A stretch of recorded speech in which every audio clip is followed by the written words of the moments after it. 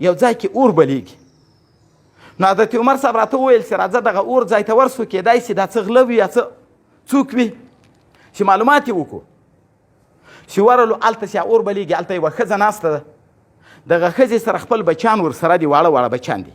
یو دیګی یې باندې کړی دی په اور باندې، په دیګي کې یې اوبه اچولي دي، اور پسې بلوي دا دیګی، دا واړه بچیان یې زاړي. حضرت عمر رضی الله تعالی عنه اجازه وغوښته، ځوانه ښځه پردۍ نامحرمې ته بې له اجازې ورتګ نه ده صحیح.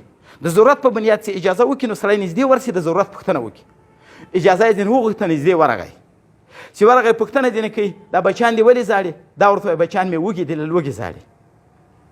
بیا ورته وایي چې دغه دې کې چې شی ورته باندې کړي دي، دا ورته په دې کې یو شی نشته، صرف اوبه مې ورته باندې کړي دي، دغه بچیان په غولوم. د دې دپاره چې که بیده سو ارام سو.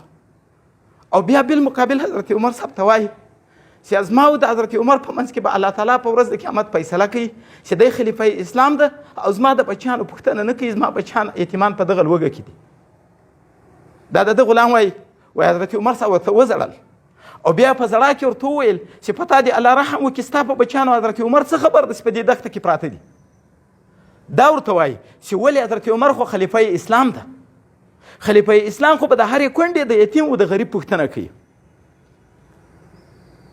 ما چې دا سوچ هغه ننداره کوله، دغه ځای مې کتی مالګوره، څومره کمال دغې ښځې ته خدای ورکړی ده، څومره کمال حضرت عمر صاحب ته الله ورکړی ده. دا د خپل شکایت داسې بیان کوي چې حضرت عمر صاحب یې په ټولو خپلو حالاتو باندې پوه کوي. غلام یې وایي چې حضرت عمر صاحب دستي ماته وویل راځه. بېرته یې په مخزن کې را روان کړم، را یې وستم مدینې منورې ته. هلته چې کوم بیت المال و د کونډو د یتیمانو د غریبانو، د هغه دپاره یې یوه بوجۍ راواخیسته.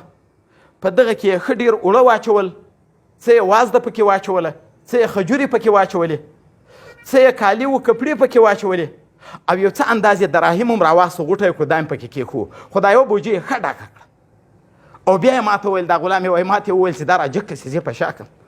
وایي ما ورته ویل امیر المؤمنینه، ته د مسلمانانو امیر یې، زه ستا یو ادنا غلام یم، ستا حکومت تر شام او تر عراق رسېدلی ده، څنګه ته بوجۍ په شا وړې؟ زه به دغه در سره ځم. وایي ده بیا راته ویل چې نه را په شا یې کړه.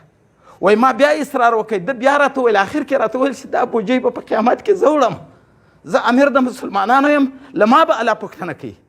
رسول الله وایي کلکم راع و کلکم مسؤول عن رعیته.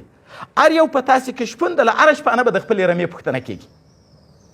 د جومات له امامه به د جومات ته خلکو پوښتنه کېږي، د کور له مشره به د کور پوښتنه کېږي، د مسلمانانو له امیره به د ملک پوښتنه کېږي، د قوم له مشره به د قوم پوښتنه کېږي.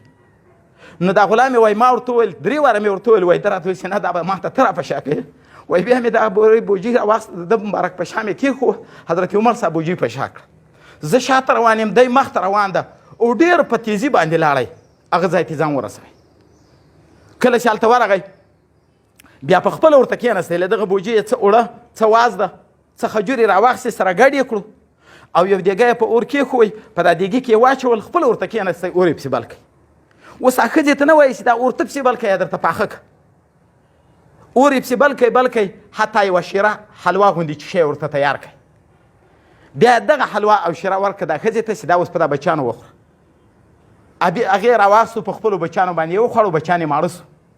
بیا ورته وویل چې دا نور سامان دا درته کېده، د بل وخت لپاره به ضرورت شي. ګورئ د صحابه کرامو دی امارت وسي، خلکو خپله د دوی په امیرتوب اقرار کوئ.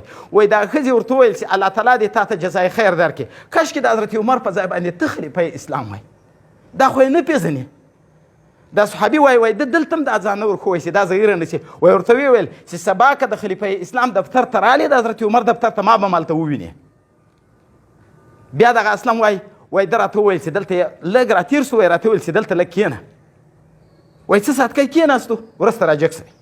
ما ورته ویل امیر المؤمنین دلته چی شته کېناستې په دا توره شپه کې؟ وایي ده راته وویل چې ما دغه یتیمان په زړه لیدلي وو، ما دوی ته دا خوراک ورساوی، دوی ته کېناستم چې دوی په خندا سو، نو زه راجګ سوم چې په ورځ د قیامت کله الله له ما پوښتنه وکړله چې تا یتیمان په زړه ولیدو، بیا دې وخندول که نه؟ زه به الله ته سوال کوم چې هو الله، زه ورته ناست وم، دوی مې وخندول، په خندا سو، بیا ځینې راجګ سوم. هغه حضرت عمر و، دومره تواضع او په دومره عاجزي باندې راغی. ځکه صحابه کرامو ته رسول الله ویل دي اصحابې کالنجوم فبأیهم اقتدیتم اهتدیتم. زما صحابه لکه د اسمان ستوري داسې دي، که تاسې په کوم یو پسې ولاړه تاسې به جنت ته ځئ.